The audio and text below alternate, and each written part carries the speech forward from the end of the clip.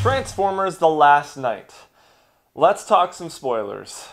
This movie had no idea where it was going at all. No, it didn't. It didn't have a clear path. Nobody knew what they were doing. Everybody was just jumbled up in a big old mess. Mm-hmm. Like I said in my spoiler review, they had a writers' meeting, but they came up with several ideas. It was like enough for 12 or 16 movies, but I feel like Michael Bay was just like, hey, let's put all these in here. Come on, bring them on. And no story is developed in its entirety. You get characters that are just left behind and forgotten about until later in the movie. They're like, oh wait, we need to bring this character back. It is just a mess of a movie. And a lot of people say that this Transformers movie is just more of the same of the other Transformers movies. But I completely disagree with that, because the other Transformers movies have a more coherent plot where you can actually follow the story for the most part.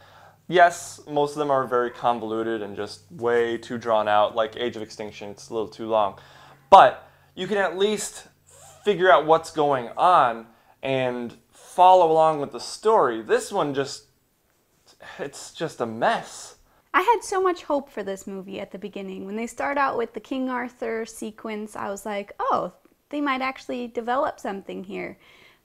But they just took way too long with this whole thing, and Stanley Tucci playing drunkard Merlin was just a little over the top for me. It was just another way that Transformers takes itself way too seriously and think, this is awesome, this is going to be great. And I'm sitting there going, no. Well, in the opening, we get the King Arthur stuff, but I thought it was going to be cool, you know, seeing Michael Bay's take on like a medieval type of battle. It kind of reminded me a little bit of the beginning of Gladiator, which I was excited about. I was like, hey, we can see Michael Bay's take on a Gladiator type battle. And then they cut to Merlin saying he's schnoozled or schnozzled or whatever, and from that moment, you know what kind of movie you're into. And it was very disappointing. I was not happy. I think I looked over at you and I was like, I'm so sorry. Yeah, we both kind of rolled our eyes. And we were like, all right, let's get through this. And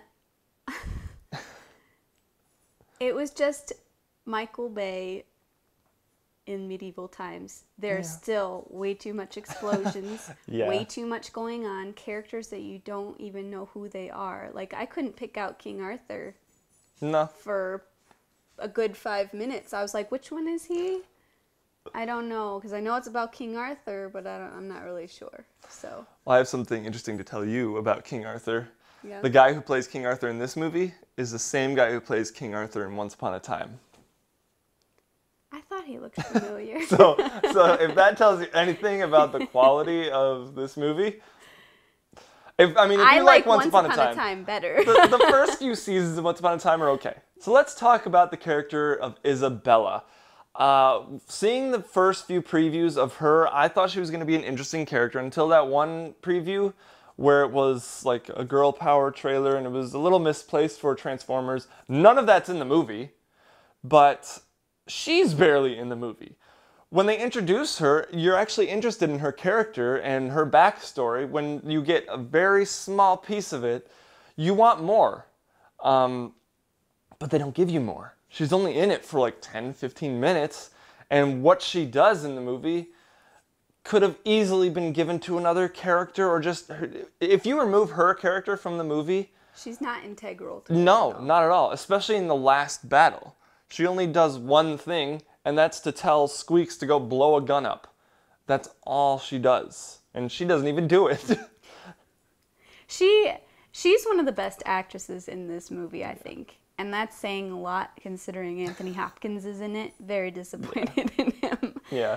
But her character, I was really looking forward to. She had that whole sequence with the teenage boys, the middle schoolers, which was a little awkward, but whatever. Hated those characters. And you're like, oh, I want to know more about her backstory and what happened with her. And you think that I thought she was going to be like replacing Mark Wahlberg's daughter character, because that's what the previews made you think. Yeah. And in certain ways she did, but I felt like her parts were only just filler to fill up some time to make this a feature-length movie, which I felt like most of it was. Yeah. The backstory, the whole premise of it is, okay, way back from King Arthur's time, we're going to connect that staff to now the current bad guy who's taken thousands of years to get to Unicron. Is that what it is? Unicron is Earth, yeah. Yeah.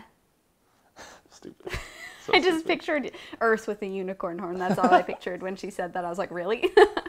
But it's taken this long for her to get her revenge, and then you're like, oh, Optimus is becoming bad again. They could have made this entire movie just about Optimus Prime and Quintessa and the Earth people trying to figure out how to beat the now Nemesis Prime and make that the whole story, because Optimus has been the leader of the Transformers for forever, and now he's becoming bad. Like, what a cool story idea. Let's do that. But no, we're just going to take this story, we're going to stretch it really, really, really thin, and we're only going to take certain parts of it, and then the rest is going to be filler with these dumb characters that nobody cares about. You start to care a little bit about Isabella and Cade and maybe some other people, but it's just like they didn't develop them enough to where the dramatic parts are no longer dramatic. You just don't care as an audience. It's just not, it's all filler. Filler, filler, filler.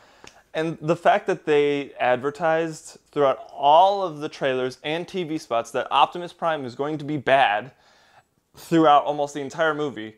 Like some of the scenes in the movie where he's actually got his blue eyes and he's normal Optimus, in the trailers, they made them purple. So it was kind of false advertising. In the scene where he cuts off all those guys' heads, they're called the Infernicons. Yes, I'm a nerd. In the trailer, his eyes are purple. And in the movie, his eyes are blue. So it's a little frustrating because it's like... And wasn't that when he turned back to good? Yes. Was when he cut off all... So he was bad for maybe 2 minutes. I'm probably wrong. Maybe 2 minutes. Maybe 5 at most when he goes and steals the staff from Vivian. Yeah. And then of course he Bumblebee versus Optimus, which... Doesn't make any sense. That there was no awful, sense okay? at all. Now, first off, for like all of the action scenes, there is no beginning and there's rarely ever an end. Okay, for instance, the Bumblebee versus Barricade fight scene, the cop car, there is there's barely a beginning. They're just like, oh no, a Decepticon, this is where it gets serious. And then all we get is a rematch for Bumblebee versus Barricade, which we've been waiting for since the first Transformers movie. All we get is a little car chase, and then Bumblebee shoots him like three or four times, and then Barricade transforms, and he's like, ah, shoot, I missed him. And that's it. That's the fight scene.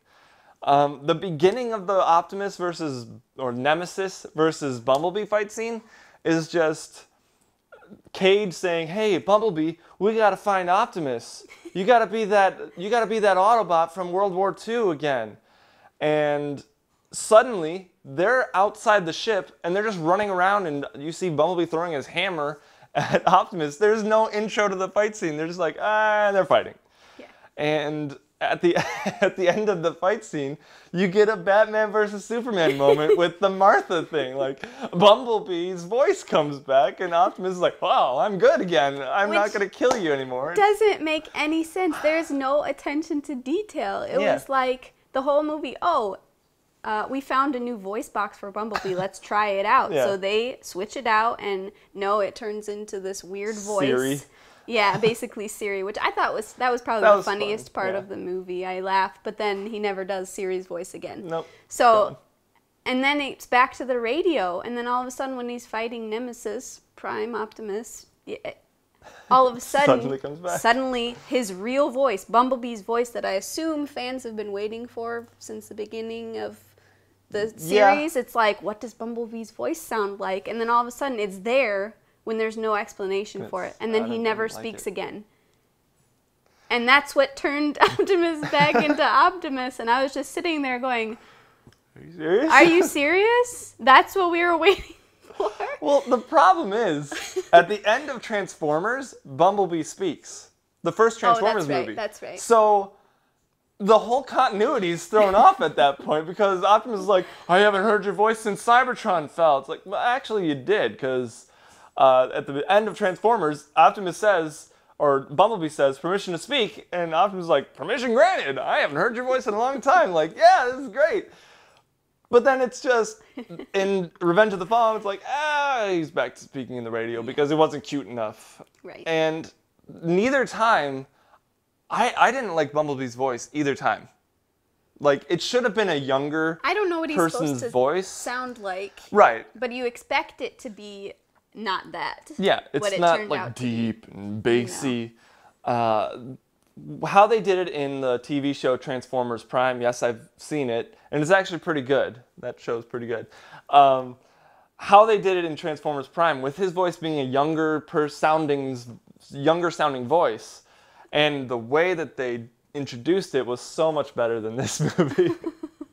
It goes back to what we said before. It was like the writer, the stereotypical writer, writing ideas, drawing illustrations, and going, nah, I don't want that, crumpling up and throwing it in a wastebasket with all these other thrown out ideas. And then time is up, and they just decided, let's get that wastebasket out again, and we'll dump all the ideas out on the table, and let's just use them all. And it's just kind of a...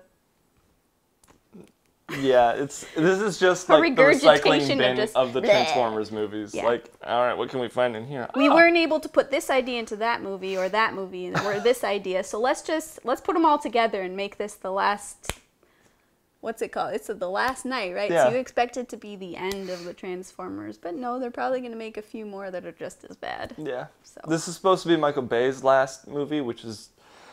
Hopefully that is true, because he said that in the third one, then he said it in the fourth one, now he's finally saying it again in this one. So he's done 3 as his last Transformers movie.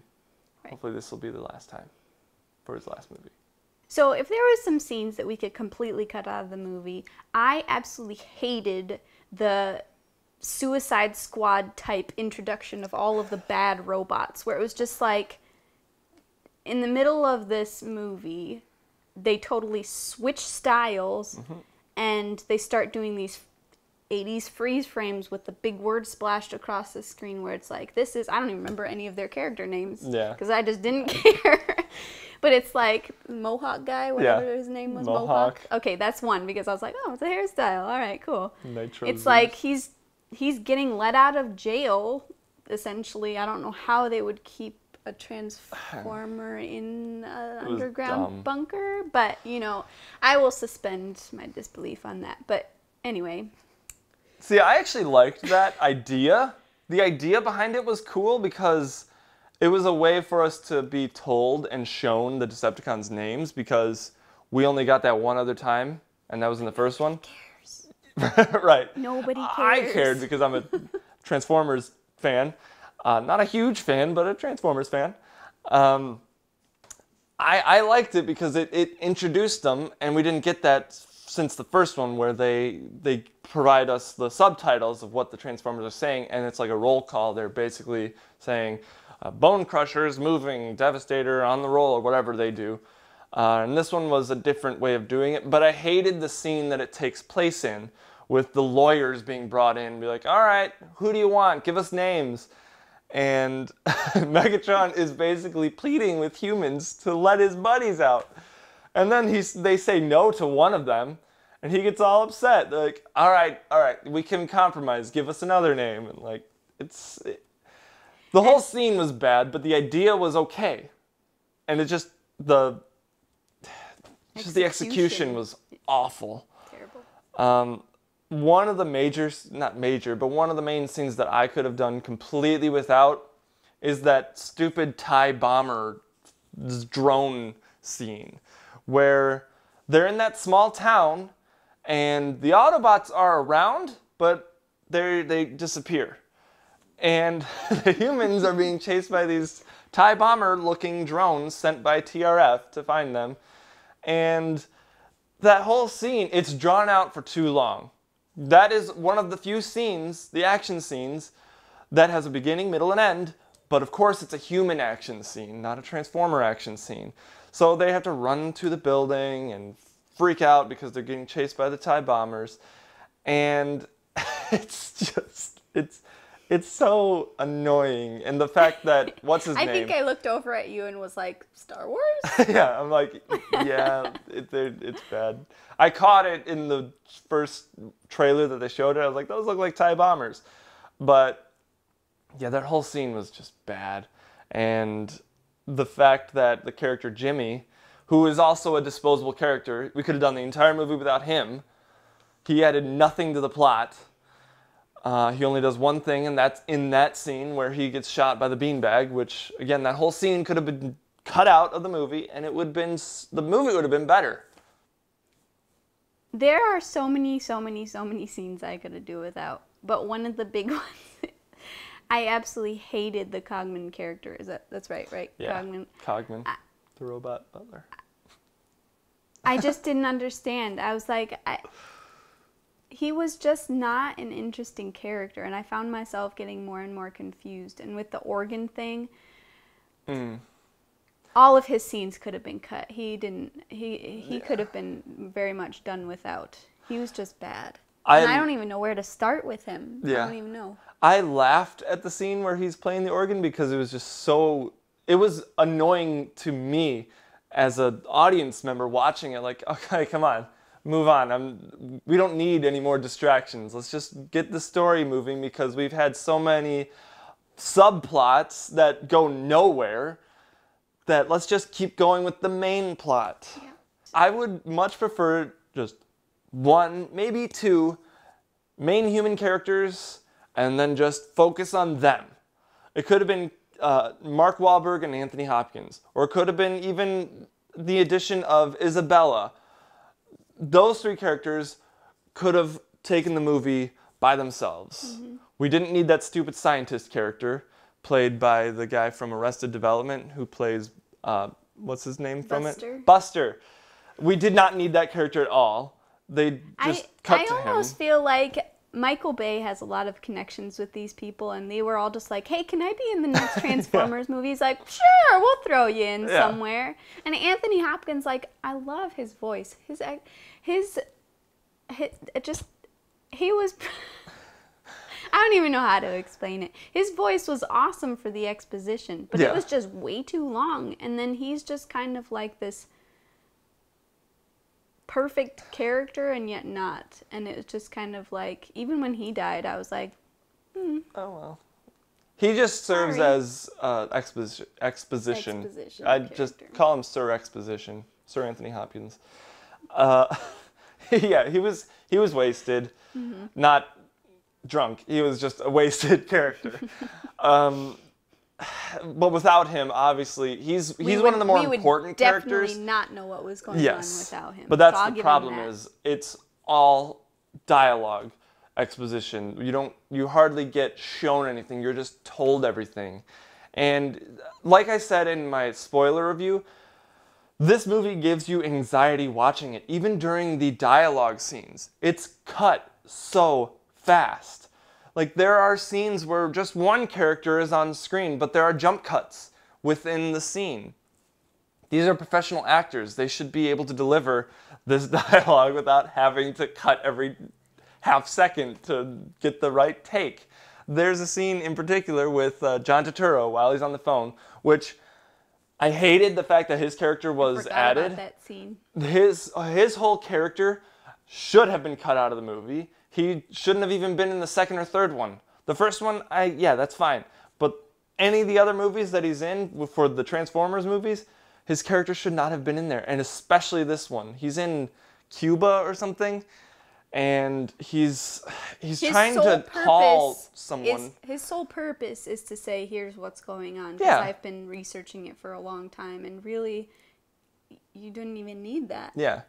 And there's that scene where he's on the phone, and they actually do a jump cut because either he couldn't finish the line or they had extra lines in there that they wanted to cut out or something. I don't necessarily think it was the actors not able to do it. I think it was a style choice. Yeah, to but it was make a you bad anxious. style. But here's the thing about the entire movie. It felt like a way too dynamic roller coaster where things were happening so fast your brain couldn't even keep up with it, and then all of a sudden it slows way down and it's super slow and drawn out, and you're like, and then it goes fast, fast, fast, fast, fast, fast, fast, and then it goes super slow again. It's like ridiculous. I didn't even know. I just can't even. I couldn't keep up with it. It was way too extreme and obnoxious. So let's talk about the wasted Autobot Transformer characters like Hot Rod and whoever else. I don't even know who else. Sadly, I know most of their names. Day Trader, who was voiced by Steve Buscemi, which was great. I did recognize that was great. I did right. And John Goodman, again, like all their voices, fantastic. Characters, not so much. The problem is, they really only focused on Bumblebee in this movie. Optimus, which I think they should have. Instead of going to all the other ones. It's like, most people, if you're hardcore fans, then yes, okay. But that's like a small fraction. If you're just kind of a fair weather fan or whatever, you're only gonna like and know Bumblebee and Optimus. Maybe Hot Rod and a few other of the characters that were really main characters, but all the other ones are just like, let's throw in another type of car, even though they can all change into any car they want to. Yeah. But the problem is, they seem to be making these movies for like the diehard fans that are going to research the movie before it comes out, because they don't introduce hardly any of these characters. If you don't follow the production of the movie beforehand, at least for the previous movies, you're not going to know any of the characters' names. And even in this one, they only say their names a few times, so you're not really knowing who they are. The introduction of Hot Rod was okay. I didn't like his voice. He was trying to be French, and I did like the idea of them being like, he's doing a French accent. He's like, no, this is actually my real accent. Stuff. That was fun in a way, but cheesy. Day Trader, again, voiced by Steve Buscemi. He shows up for 2 minutes at most. There's that construction vehicle, the bulldozer Autobot, that shows up during the fight scene where Megatron shows up. And then is never seen again. He's just there, and then he's gone. The Dinobots. Mm-hmm. I thought we were going to get a lot more of them. Yeah. Because they're...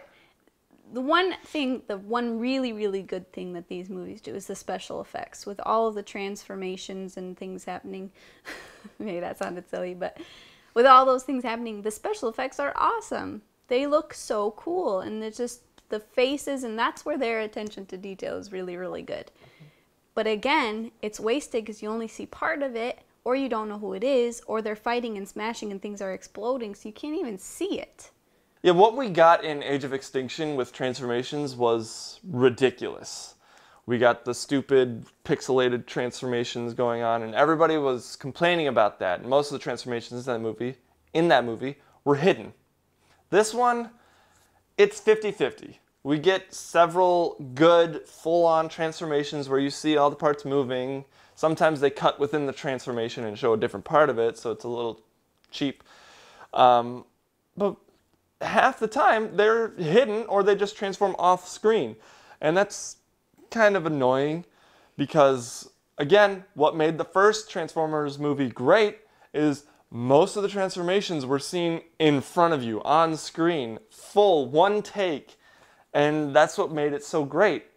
The Naval Museum, that's a submarine, and it turns out to be an old Transformer. I was confused because I was like, is this an actual Transformer? Because I don't see it transforming. Yeah.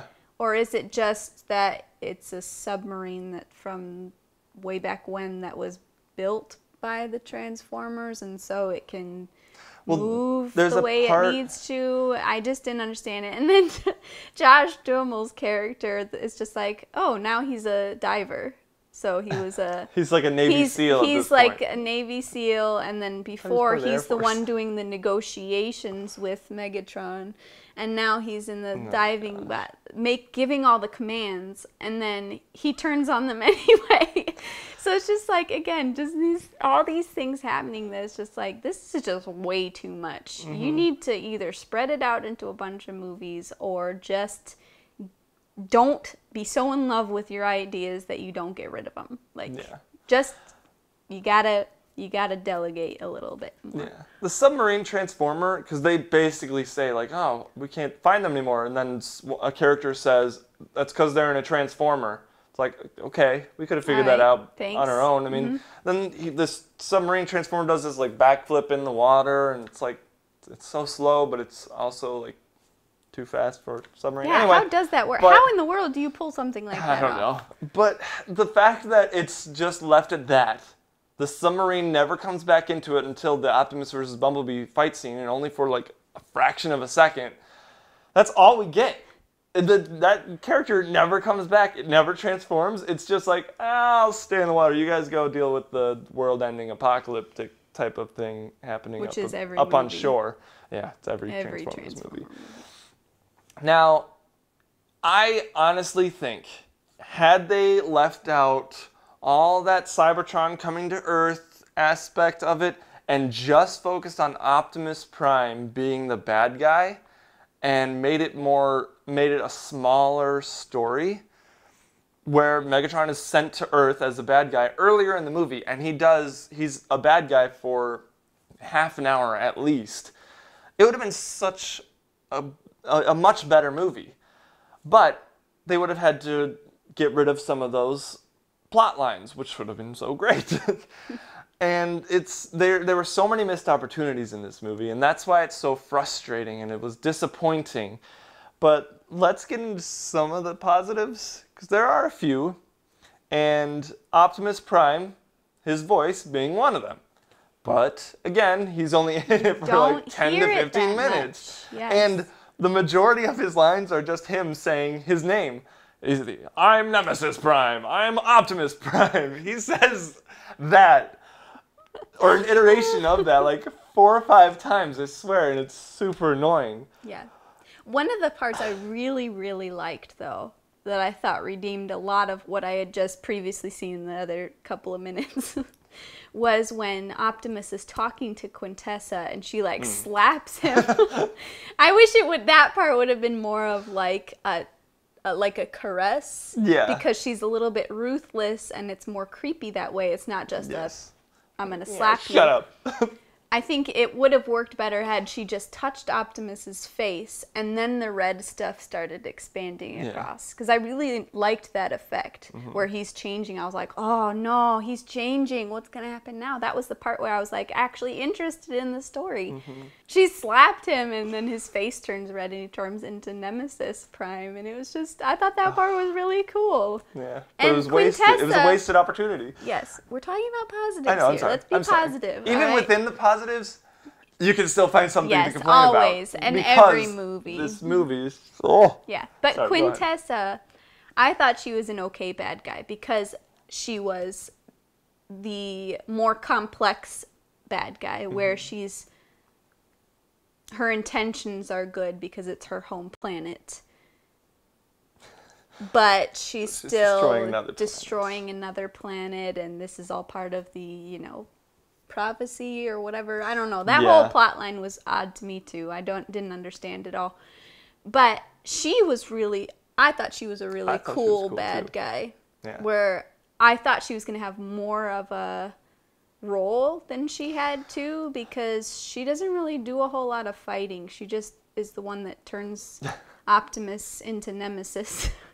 And then she kind of backs out and then gets angry and she controls all these other things. Yeah. But the way that she's killed, she doesn't actually die because she shows up in the post-credit scene, which, sidetrack, that post-credit scene was awful. And the movie ends so abruptly that I didn't even know the credits were rolling until it's like, oh, we're watching credits, because it never goes to black screen. It's like, here's the Autobots leaving desert. And we're panning across the desert, and Michael Bay's name is there. It's like, oh, okay. Oh, anyway, okay, good. The way that Quintessa being shot by Bumblebee, was so lame. It was too quick for that character. And the way that it's all done, like Optimus is like, I'm going to kill you. And then he gets stopped. And he's like, say hello to my friend, Bumblebee. And then, of course, Bumblebee shoots her. I thought that was the worst line ever. Right. Sting like a bee. So stupid. Again, Ah. though, that could have been really cool because it's almost like the passing of a torch because Optimus is getting old. Like, let's be Oh real. yeah, Peter You're Cullen. He doesn't have like, too many and years I to get voice this that, but character. Sorry. Optimus is the cool. That's why any Transformers person watches Transformers because of Optimus, which is why you go into this movie thinking Optimus is going to be bad. What's going to happen? How are they going to do it? And I thought this could have been like a passing of the torch from Optimus to Bumblebee. Now Bumblebee can be the main leader of the Autobots, and Bumblebee. I thought it was a good idea for Bumblebee to kill the main villain because Yeah. Optimus is the bad guy. You know, I just felt like that was a story element that they could have used, but they didn't. Even though they did, but now she's not really dead. Yeah. And you kind of are like, oh, Bumblebee, come on. It's just a way for them to promote the next Transformers movie, which is a Right. Bumblebee spin-off or prequel. I'm not sure what it's going to be. I think it's supposed to be set in the 80s. But yeah, there's still just a few more positives to talk about. The inclusion of Hot Rod was great because Hot Rod was an awesome character, or at least I remember him being an awesome character. When I saw the first Transformers movie, the movie from 1986, he was the main character in that movie, and I thought it was kind of cool. The movie itself is awful, but, you know, he was an integral character. He actually becomes Rodimus Prime. He becomes the leader of the Autobots after that movie. And I thought they were going to kind of hint at that, but no, they didn't. They can't because He's not a big he's enough not character. Bumblebee. Yeah. He's not Optimus. And those are like the only two characters that they think that fans can get behind. When if they develop the characters enough, the audience, fans or not, will grow to care about them. But if you only give them 2 minutes of screen time, like they did with Drift and Crosshairs and even Hound, you're not going to care about them. Now, one of my biggest positives for this movie is the fact that the Decepticons have characters and they interact with each other. I actually enjoyed that part, especially when Barricade comes in and Megatron's just sitting there and Barricade's like, hey, I couldn't get Mark Wahlberg or whatever. I couldn't get the talisman. That's what it was. He was after that thing that attaches to Mark Wahlberg's arm, which is stupid. He couldn't get that, and Megatron's all upset, like, we need that, and there was a conversation between two Decepticons. We didn't get that for a while. The last time we got that was between, I think, like, Sentinel Prime and Megatron, and it was just okay. Of course, they're always fighting. This one, they're actually talking, and they're not fighting each other. There's a few other scenes with them talking and interacting with each other, and then they actually interact with humans, which was nice to see. But, again, that's one of the best aspects of the movie, but the movie overall is just frustrating, and those little moments can't save it. So there are so many other things we could talk about in this movie, most of which are bad, probably. There's could be some more good parts, but in order to keep this to a minimum, we're just going to leave it at that. Yeah. Go see it for yourself. We want to know what you guys think. Yeah, there's just so many things left unanswered. And just to go a little bit longer, just a little bit. The seed from Age of Extinction, you don't get that. You don't get the return of that. It's not explained. Megatron becoming Megatron again after being Galvatron, that's not explained. Where's Lennox's family from the first Transformers movie? It's not explained. There's just so many things that are just left unanswered. And the end of the movie, no character dies. No Autobot character dies, which was very bad. I think they should have killed someone. Give us some drama. And you don't even see some of the Decepticons die. Megatron gets kicked out of a window. Out. He's a jet. He transforms into a jet. Why are we supposed to assume that he dies from that kick out of a window? This movie should have been so much better. It could have been so much better, but it was such a wasted opportunity. And that's why it's so frustrating. My grade, I think I even have to bring it down just a little bit. I might even bring it to like a C- or a C. That's generous. Yeah, it's hard for me to even decide which one I want to give it, but it's just a tiny bit better than Revenge of the Fallen. What would you grade this movie? Fail. An F? An F. Wow. I really did not like it at all. And maybe that's just because I am not a Transformers fan. I think they're dumb. They're like 15-year-old boy humor and action, and I don't like it. Those types of movies. There are some good things, I think, but overall, I did not. This movie was hard to sit through. Very, very difficult to sit through. Yeah. Are there other worse movies? Yes. Yeah. But this one I definitely would give an F. Yeah. Maybe D-. F.